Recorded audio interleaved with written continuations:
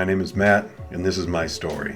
I'm an adult onset hunter. I grew up spending a lot of time outdoors as a kid, and I did plenty of shooting small game with BB guns, but I didn't have my first real hunting experiences until my 30s. On my first whitetail hunt, my uncle invited me up to the North Woods in Wisconsin. His business partner had some land up there where they would set up some deer stands, and it's good deer country in the sense that most land up there is good deer country, but it wasn't great deer country in the sense that they'd never managed it as deer habitat. And the understory was pretty open, and they hadn't cleared any shooting lanes or food plots or anything like that. They would just set up stands on deer trails, and consequently, they would occasionally shoot does, and I think they had maybe taken one buck off the land by that point. But it was the land that they had, and that was where I had my invite. I sat up there with a bow for a couple of days before the gun opener, just watching deer move around and mostly small doe groups. And on the last evening before the opener, I saw 3 does walk past, and then about 20 minutes later, this small buck followed along after them. So on the morning of the rifle opener, and you can tell when the legal shooting hours start because you hear a bunch of rifle rounds start touching off, and you're sitting up in the hardwood forest and it sounds like D-Day up there. And then you see brown bodies scurrying around the forest trying to find places where there's no hunting pressure. And eventually 3 does go walking by my stand. And 2 of them never stopped, they just kept walking down their trail. But one of them stopped and started browsing, and she was just sort of eating her way in a circle right in front of me. And at first I didn't really feel like shooting because she didn't really look that big, but eventually I figured, this is what I'm here for, and if 30 pounds of meat was standing in front of me saying, "Here I am, free meat," I would take it. So I waited for her to put her head down, and I brought the rifle up, and she went down where she stood. And of course, I got this immediate flood of emotions, and my first inclination was to climb down and go take a look at her, but somehow I remembered what I had seen that day before, and I thought to myself, well, maybe I should wait to see if that buck comes by. And sitting up in that stand, it felt like hours, and I would keep checking my phone, and 10 minutes would have gone by, and then it was 20 minutes, 30 minutes, and after about 40 minutes after taking the doe, I saw this buck come stalking down the trail in the same direction the does had come from. And of course, he wasn't bold like them. He was taking his time. He was sticking behind whatever cover he could find, creeping forward, and he finally made his way up to where that doe lay on the ground, and he started sniffing her. And I shot him. So I got a text from my uncle saying, "Is that you shooting?" And he didn't quite believe when I told him I'd filled both my tags in less than an hour on the opener. So needless to say, after that experience, I was pretty sure I wanted to keep hunting. But as I look back on it, it hasn't really been for the reasons that I would have expected. So after a few years of whitetail hunting, I started elk hunting with some friends of mine where I live in Colorado. And they were also adult onset hunters, and for the most part, I think we're all just trying to figure out this elk hunting thing.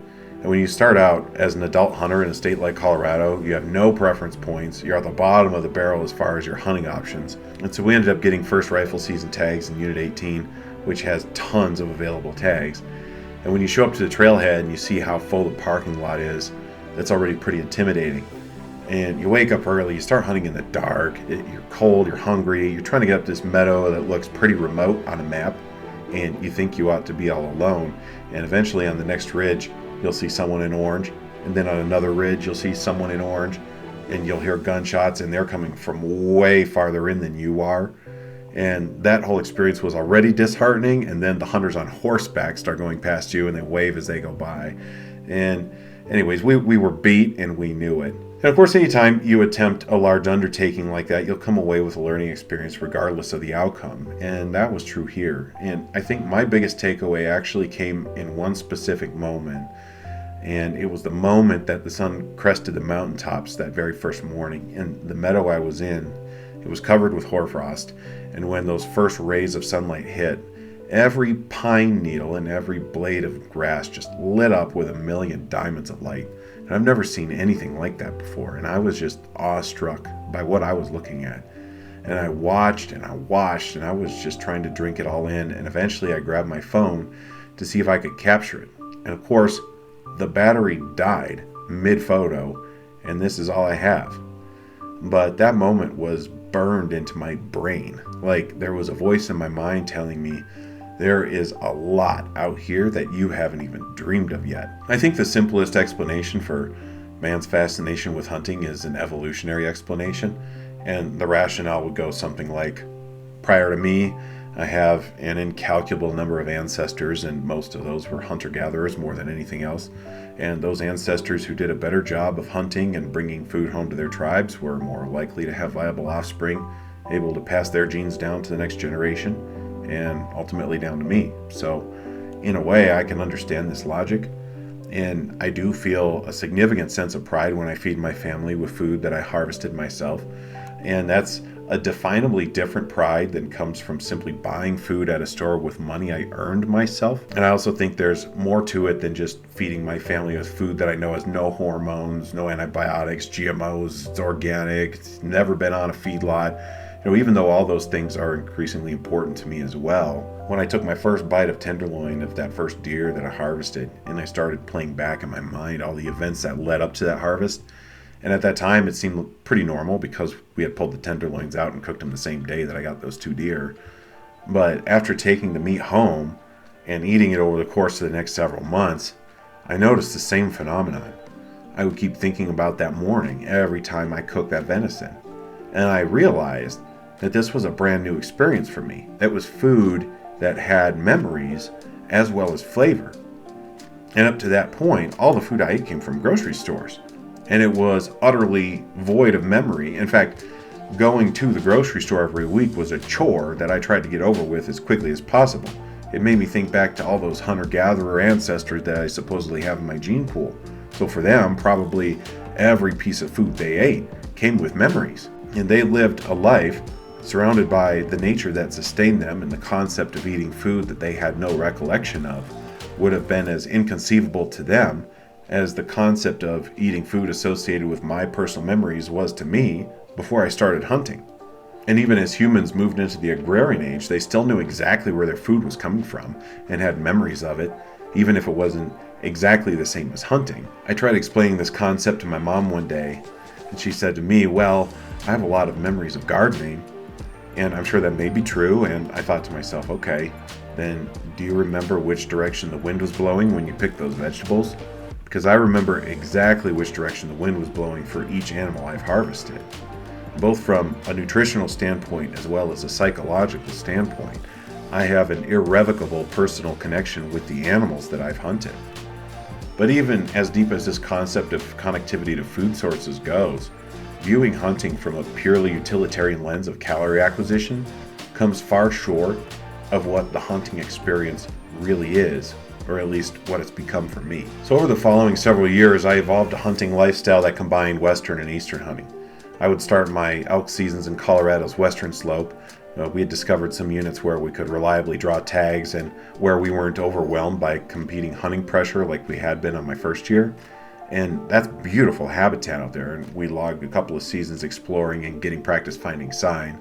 And usually by the end of the season, we'd have a pretty good idea of where the elk were, and we'd be on to sign that we knew was maybe at least a few hours old, but we were never able to close the distance.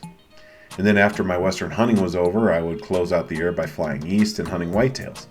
I switched from Wisconsin to Georgia, and I have a really good college friend with a farm in North Georgia and a perennial oversupply of whitetails. And it doesn't hurt that Georgia has generous bag limits on deer, and honestly, at least half the fun for me is getting to spend time with some of the oldest friendships that I have. And I think this is another important part of it, because there's something different about hunting friendships. You find people who are willing to spend hours in blinds and stands, even if you see nothing for days on end. And you also find people who are willing to hike miles and miles through backcountry, carrying packs, going through thorn bushes and slipping in mud, even if you see nothing for days on end. And you get rained on, you get snowed on, and these friends, the real friends, they just keep going.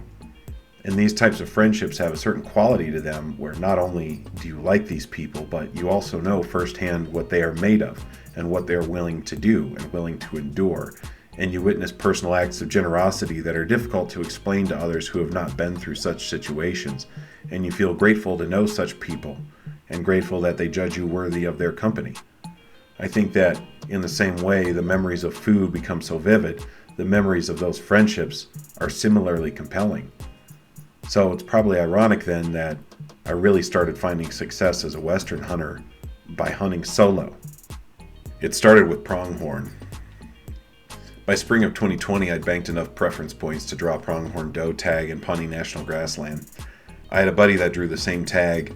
It was a first-time hunt for both of us, and we'd planned to do the hunt together. But unfortunately for him, he had something come up with work and had to bow out of the hunt at the last minute. And unfortunately for me, right after the draw, I started experiencing sciatica. And that's something I've dealt with periodically during my adult life, and typically with stretching and ibuprofen, it goes away within a few days to maybe a few weeks at most, but this year would be the longest I've ever dealt with it.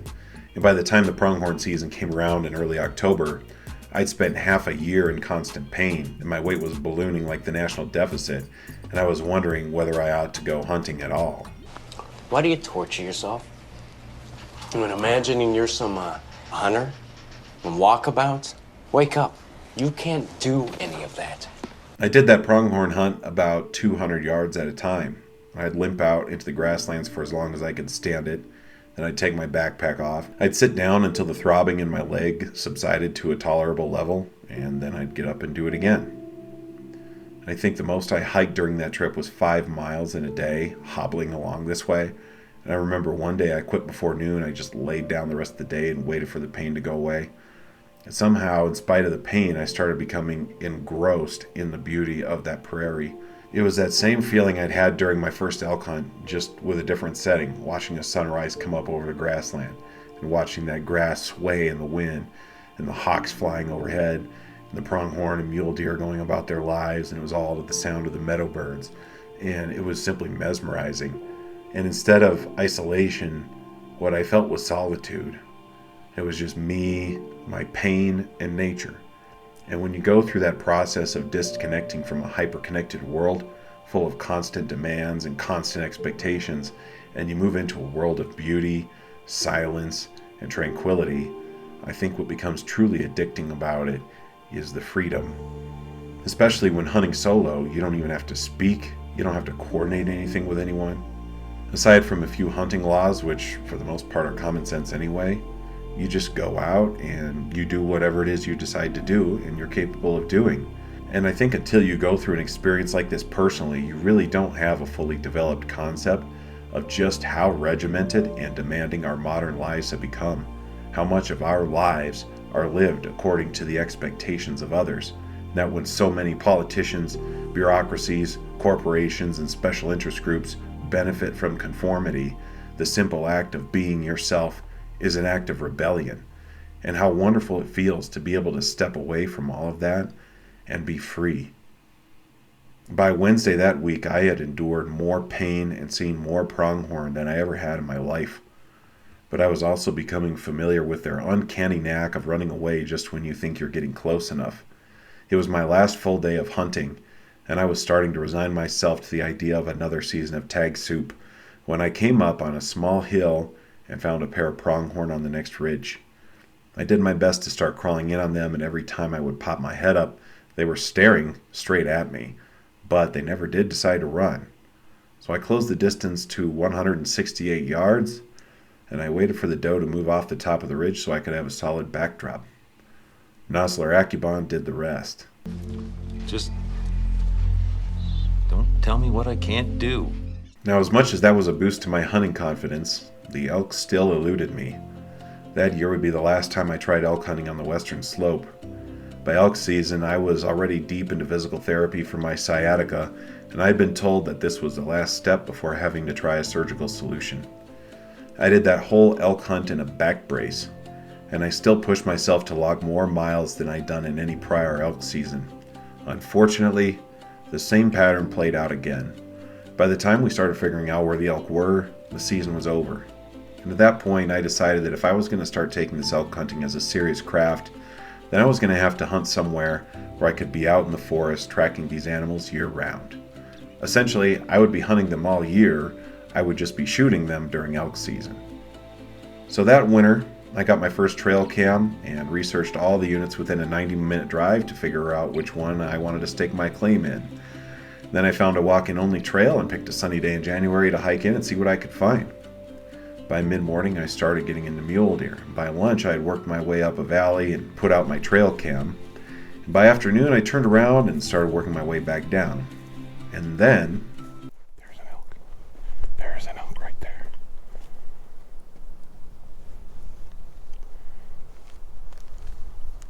Two of them. Now they're running. 3 elk came out of the tree line about 80 yards ahead of me. I only caught them for these few moments before they turned and ran, but having put a few years into this and finally seeing elk on huntable public land was beyond encouraging.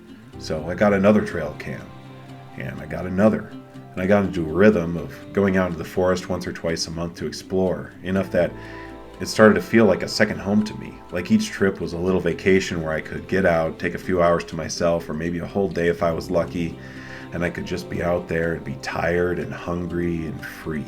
After a while, I started to realize that there was a specific spot on the road out to my forest where I could feel myself starting to relax, like I could feel the weight of everyday life lifting off my shoulders.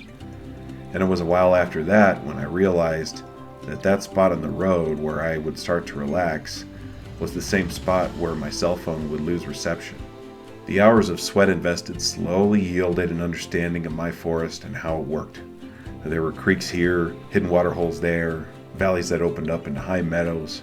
I put in for a cow tag in my unit that year, and while I missed every other draw, I did get that cow tag. I went into the season with fairly high hopes. The valley where my cameras were set up had cows moving through fairly regularly in the mornings, and I found an open hilltop giving a great panorama of that valley as a shooting position. In that season, I hit that hilltop every morning before sunrise, and if nothing showed up by mid-morning, I'd push further into the unit. And unfortunately, the most interesting thing that came through that whole season was this muley buck. I didn't see one elk during the season, not even on my cameras. And by the time the 2022 season came around, I had over a half dozen cameras scattered around the unit.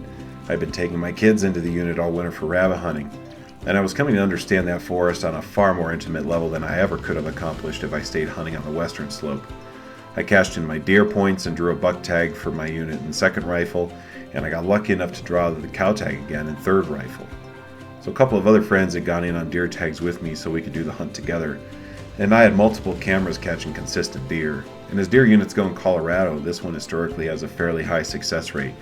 You can very typically see deer just driving down the forest roads. The only challenge is, second rifle is still pretty early and not during the prime rut.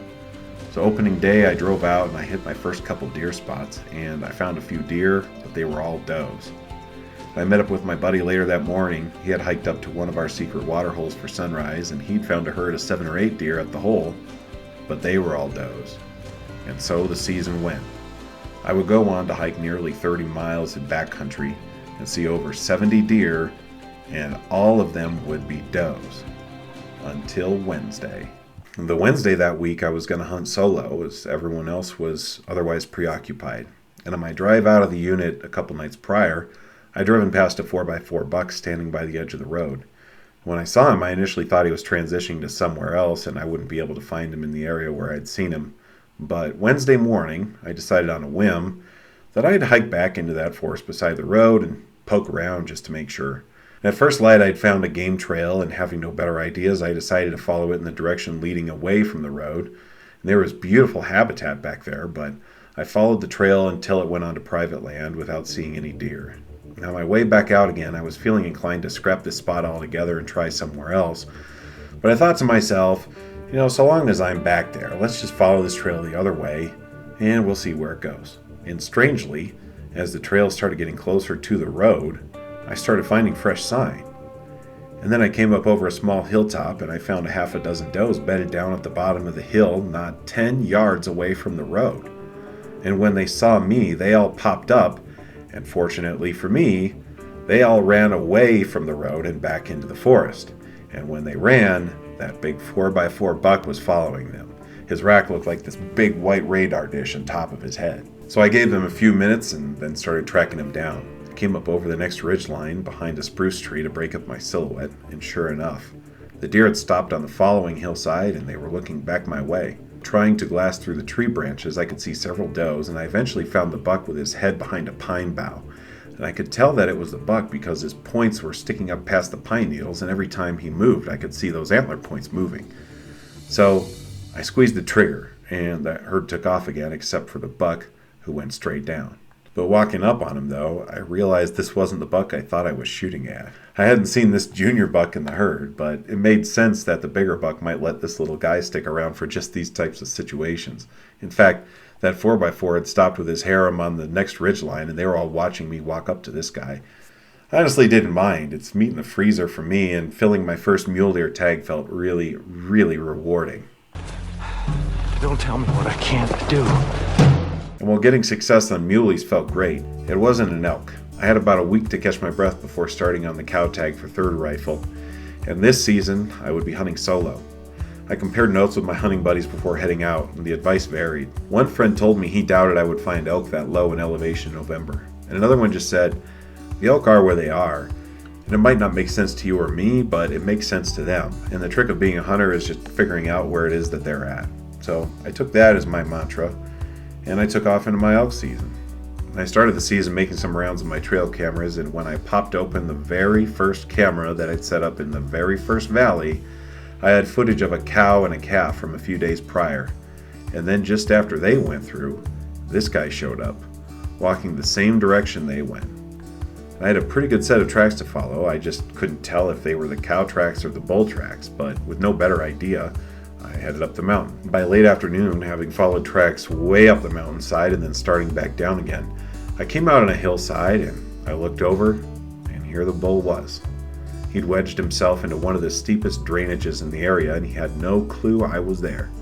Unfortunately, the cow and calf weren't with him, but getting onto at least one elk on opening day felt really great, and I was sure I was going to make a strong showing this season. And then, just as they always do, the elk disappeared on me. I again logged over a marathon in backcountry over a few days. I was hitting water, open meadows, dark timber, the highest elevation I could get to, and I could only turn up mule deer. Finally, Tuesday came around, and it would be my last full day of hunting due to other obligations I had, and I was trying to stay optimistic because a cold weather system had moved in and it was dropping snow overnight and still snowing in the morning as I headed out into the unit.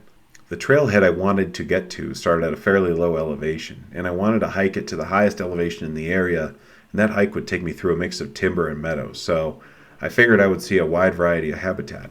And my forest is already beautiful to me, but for some reason, the snow makes the beauty absolutely captivating.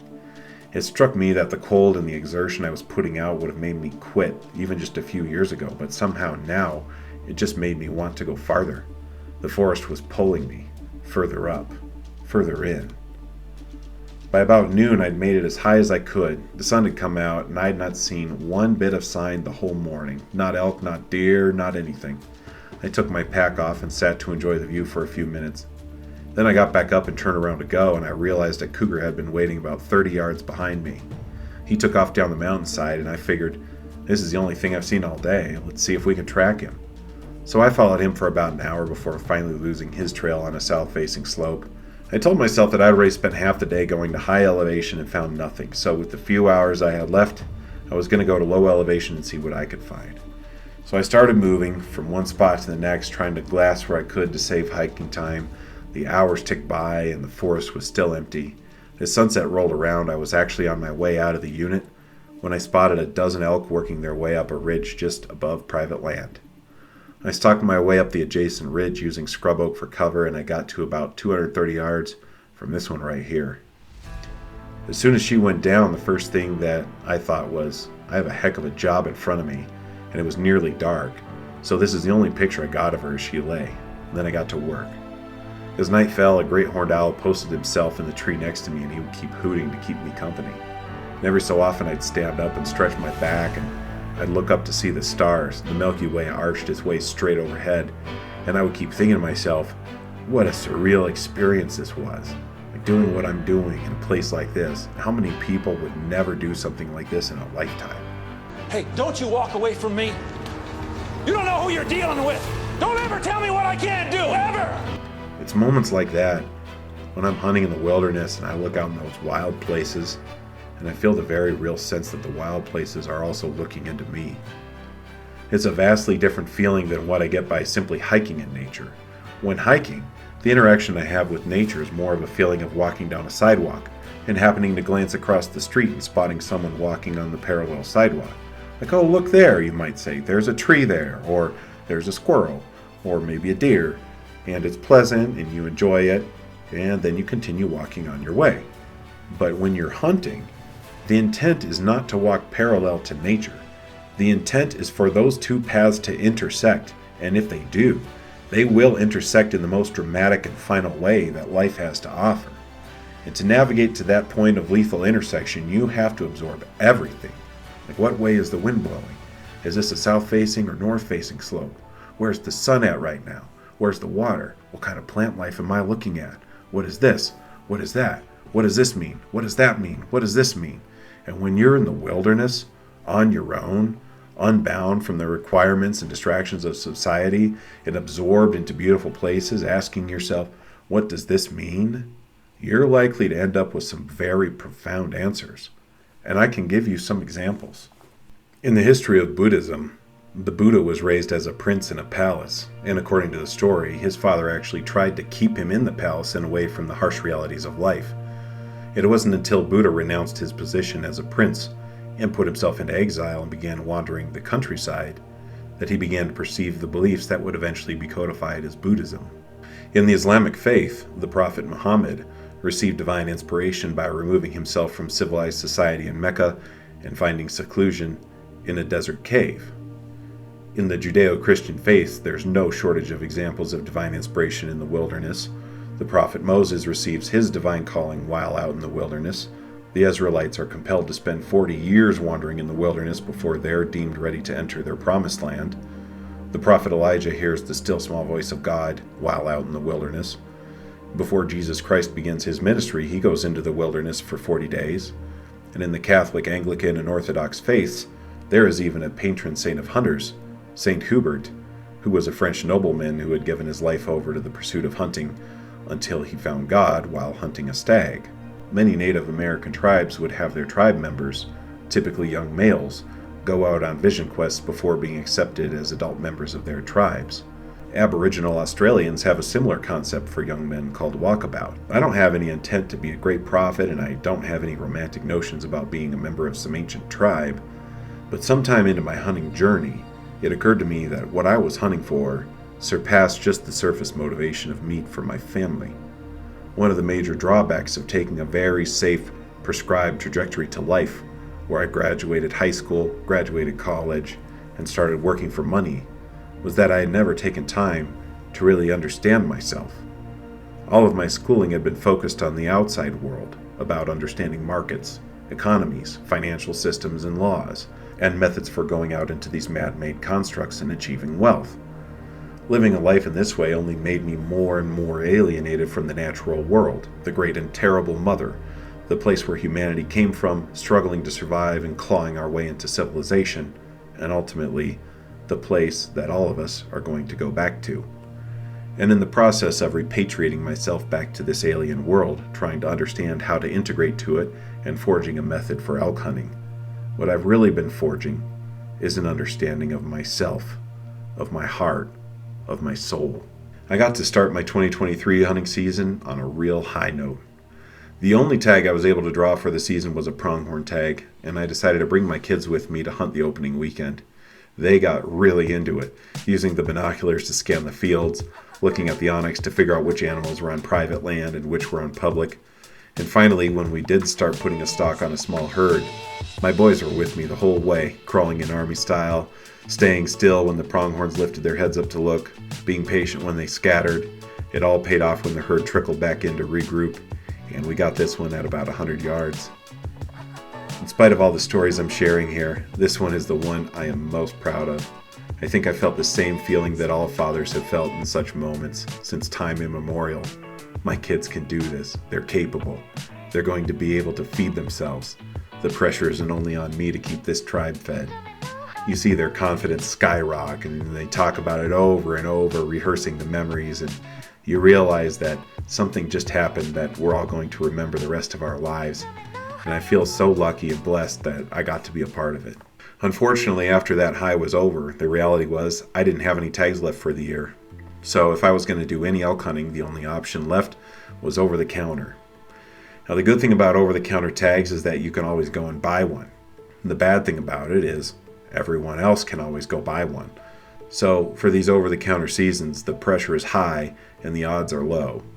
So to put it in perspective, I have a group of friends that always hunt second rifle over the counter in southern Colorado. They've been hunting the same unit for over a decade and they've only gotten one bull in the time they've hunted there. I think they mostly do it for the camaraderie and to spend a weekend riding ATVs. Now, I don't have an ATV and I've never hunted this unit, and knowing how low the odds of success were, I was debating with myself whether it was worth taking the time off work to do this hunt. But when I talked it over with my wife, the way I framed it went like this. Yes, the odds are low. And if I didn't live here and this was going to be a once-in-a-lifetime trip to Colorado to hunt elk, then this isn't the hunt I would do. But since I do live here, and I want to do this for 30 more years, then I may as well go, because every time I go out and hunt, even if I don't get something, I still learn a lot, and that knowledge will pay off down the road. Opening day, I went out to a state wildlife area I had found that none of the other guys had been to before. I figured this whole unit is new for me, so if someone is going to go down and scout this wildlife area on behalf of the group, then I may as well be the one to do it. I got onto fresh elk sign within my first mile of hiking, and I started following it, but by mid-morning the sign had gone over a ridge and into private land. So I figured that was probably my best chance of the day, but I wanted to make sure I put in a good day of scouting, so I kept going, and it turns out I was right. By the end of the day, I would see over 60 deer and some really beautiful habitat, but no elk. Day 2 was supposed to be the worst weather of the season. Daytime temps were going to be in the teens, and 4 to 8 inches of snow were supposed to be inbound. That morning, my friend Ron and I were the only ones interested in going out for the day. He had seen a bull on opening day, and he wanted to go back and try to find it again, and I just wanted to be out doing hunting of some kind, so I followed him to his trailhead. The trail followed a long straight valley with some really impressive panoramas, especially with the snow coming down, and we put in a 3.5 mile ascent before stopping to eat some lunch. With the day half gone, we decided to split up and cover more territory. Ron would go off trail and circle left and start making his way back to the trailhead. This route would take him through the same habitat where he'd seen his bull the day before. I would circle right and work my way down to the trailhead through the next valley over. Almost immediately after leaving the trail, I started finding deer. At first it was doe groups, but then I ran into a couple bucks that had been bedded down waiting out the snow, and I realized that all the deer I bumped would run down the valley and up the following ridge. And being in country I'd never scouted before and with no better ideas, I just decided to start following the deer.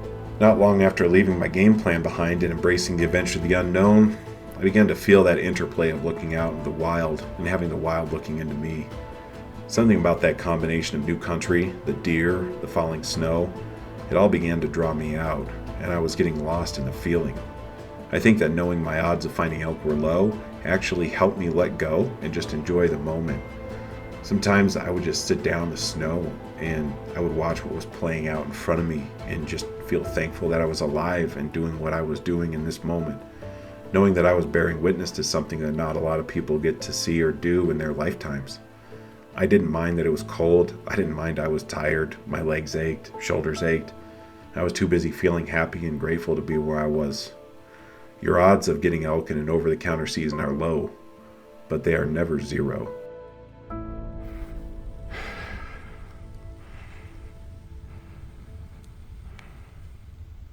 we go. There's 2 bulls. But I need to be able to get a clear look at their antlers, because I need to see at least 4 points.